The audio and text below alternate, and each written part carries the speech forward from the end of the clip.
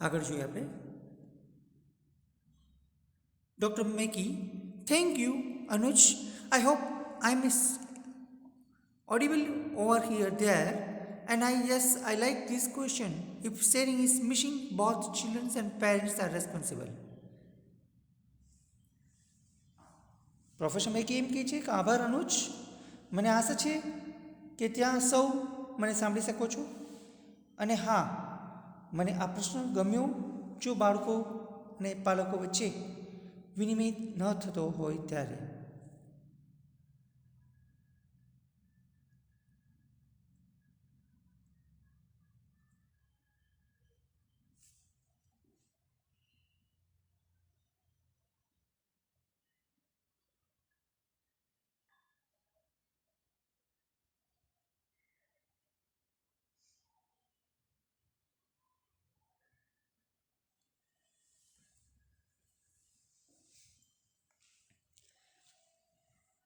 Anuj,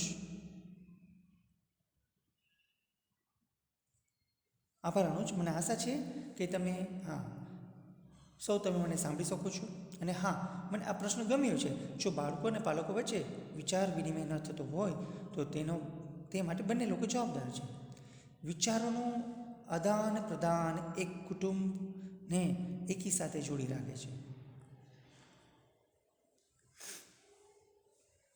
Sharing is the glue that binds a family together.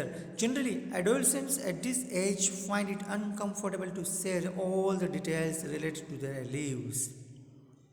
As a parents, we must consider this and decided to our response to their sharing.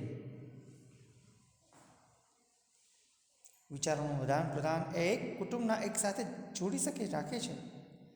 સામાન્ય રીતે આ ઉંમરના યુવાનોને તેમના જીવન વિશેની બધી જ માહિતીઓ વિશે વાત કરવા સંકોચ થાય છે.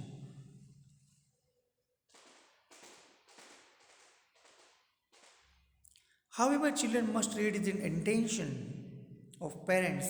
Not sharing anything may lead to serious problems.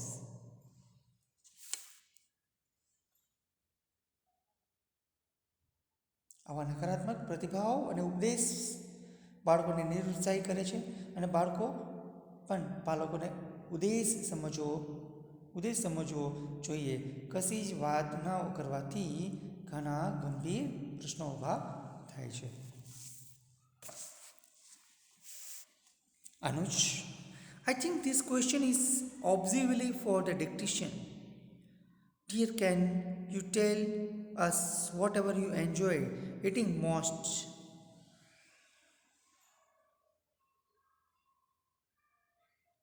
અનુષ, મને લાગે છે કે આપણે આ પ્રોફેસર મેકીની સલાહ લેવી.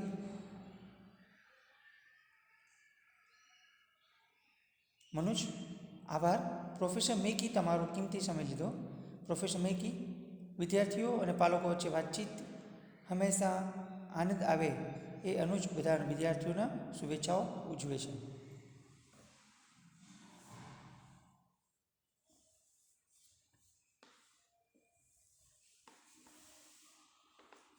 Anuj, thank you, sir. Thank you, Dr. Mackey, for your valuable times. Professor Mackey, તમે આપેલો કિંમતી સમય તમારો માટે તમારો આભાર.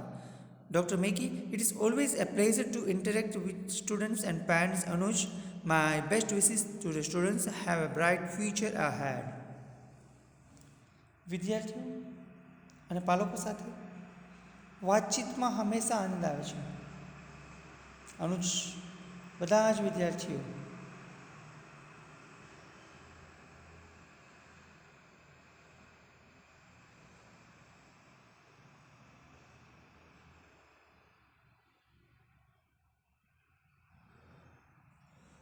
અનુજ, હવે પછીનો પ્રશ્ન. પ્રોફેસર મેં કેમ કહે છે વિદ્યાર્થીઓ અને પાલકો સાથે વાતચીત હંમેશા આનંદ આવે છે. આનંદ. અનુજ, બધા જ વિદ્યાર્થીઓ મારી શુભેચ્છાઓ ઉજ્જવળ ભવિષ્યની કામના સાથે.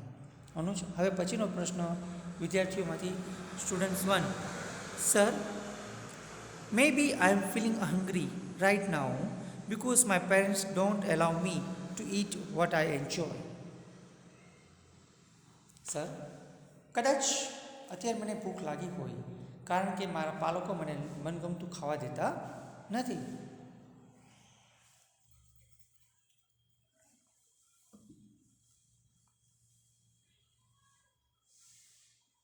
Anuj, I think this question is obviously for the dietitian. Dear, you can tell us what you enjoy eating most and tell your name also.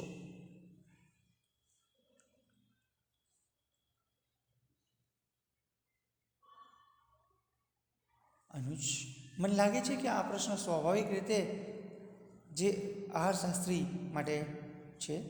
પ્રિય મિત્ર, તું કહીશ કે તને સૌથી વધારે શું ભાવે છે અને તારું નામ મને કહે.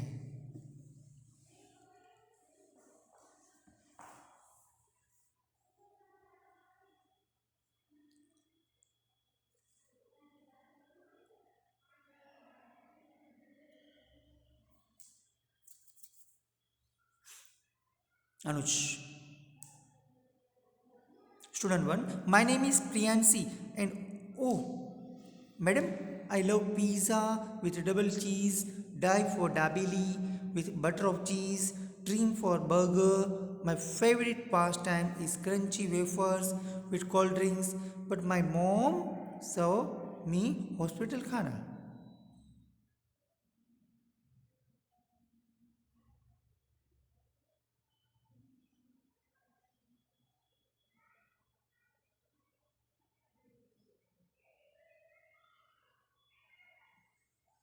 आगे.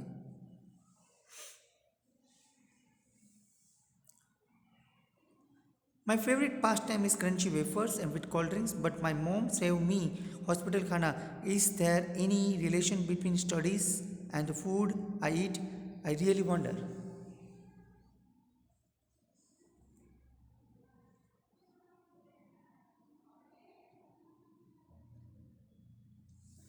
કે છે કે મારી મમ્મી મને દવાખાનાનું ભોજન પીરસે છે.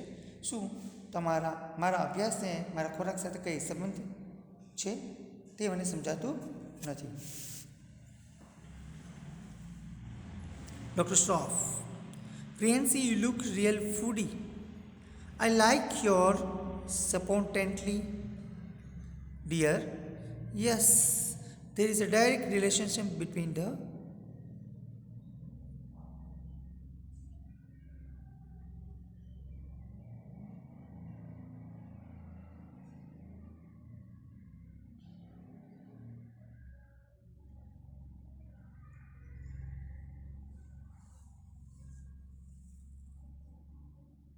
Dr. Shroff, Priyansi, you look really foodie. I like your spontaneity, dear. Yes, there is a direct relationship between the food and eat and activities to your brain via metabolism. Priyanshi, તું ખરેખર ખાવાની શોખીન લાગે છે. મને તારી સ્વયં સંસ્કૃતિ ગમી. પ્રિય મિત્ર, હા, તમારો ખોરાક અને તમારી મગજની પ્રવૃત્તિઓ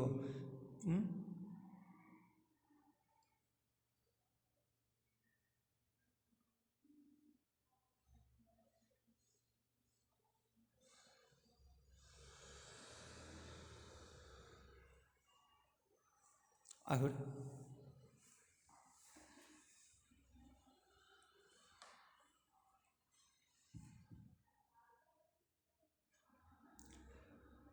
પ્રિય મિત્રો, હા, તમારા ખોરાક અને તમારા મગજની પ્રવૃત્તિઓ ચયાપચયની ક્રિયા કરતી ક્રિયા મારફત સીધો સંપર્ક બાંધે છે. Heavy food direct the blood flow to the digestive system, resulting into slowing down of the brain activity. You must have felt sleepy, lazy and drowsy after eating heavy meals.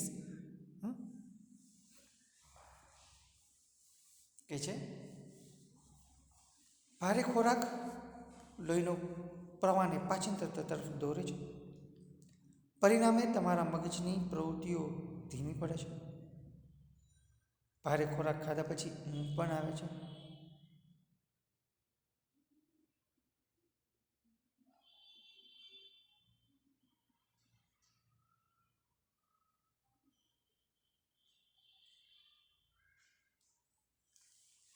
ભારે ખોરાક ખાધા પછી તમને ઊંઘ, આળસ અને ઘેન ચડતું હોય એવું તેવું લાગે છે. ઘણી વાર એવું લાગતું હશે. આથી તમારા અભ્યાસ પર અસર થતી નથી.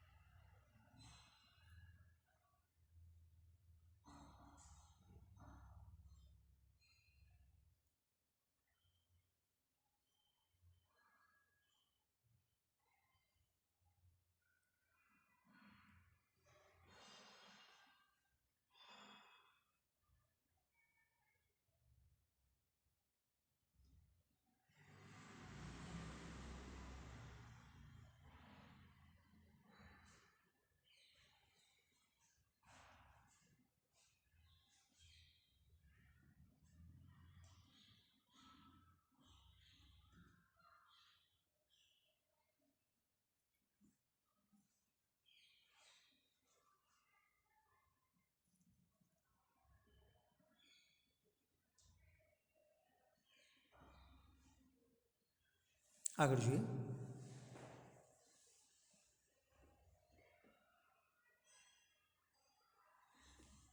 કહે છે કે ભારે ખોરાક ખાવાથી તમને ઊંઘ આવશે, આળસ ચડશે. હા, you must have feel sleepy. હા,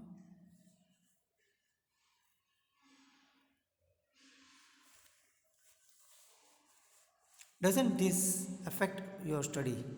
Ultimately, you require an active brain for study rather than go for fatty foods.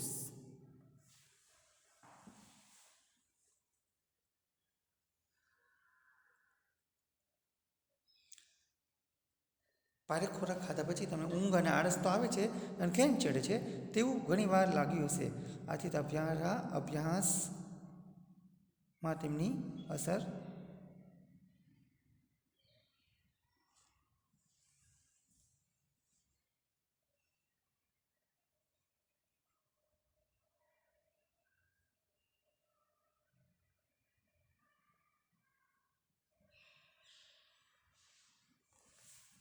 આગળ.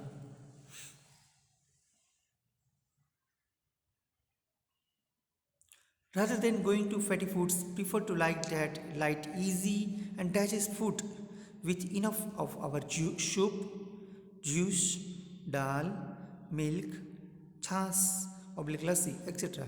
Eat raw vegetables and fruit a lot. Do not overeat. It's not good for health in the long run. Remember,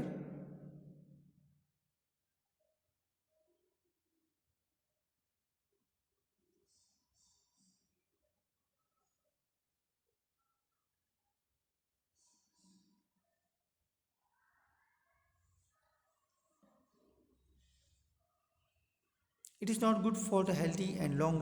Remember, students who eats lights become bright.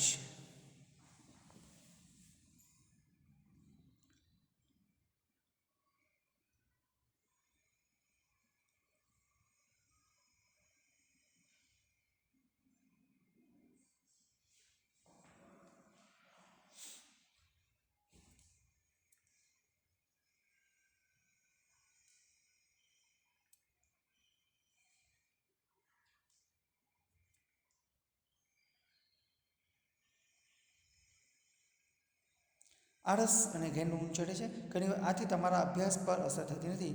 અંતે તો તમારા અભ્યાસમાં તેમનું સક્રિય મગજ જરૂરી પડે છે. ચરબીયુક્ત ખોરાકને બદલે પરંતુ પ્રમાણમાં સૂપ, રેસા, દાળ,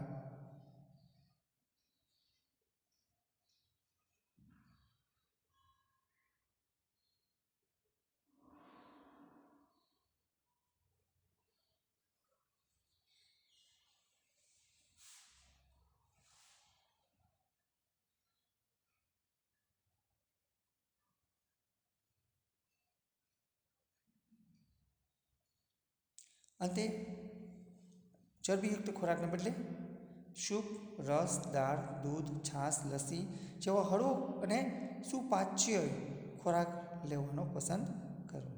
કયા શાકભાજી અને કયા ફળો ખાવા, પણ તેના વધારે પડતું ન ખાવું. લાંબા ગાળે એ સ્વાસ્થ્ય માટે સારું નથી. યાદ રાખો, જે વિદ્યાર્થી હળવો ખોરાક ખાય છે તે તેજસ્વી બને છે.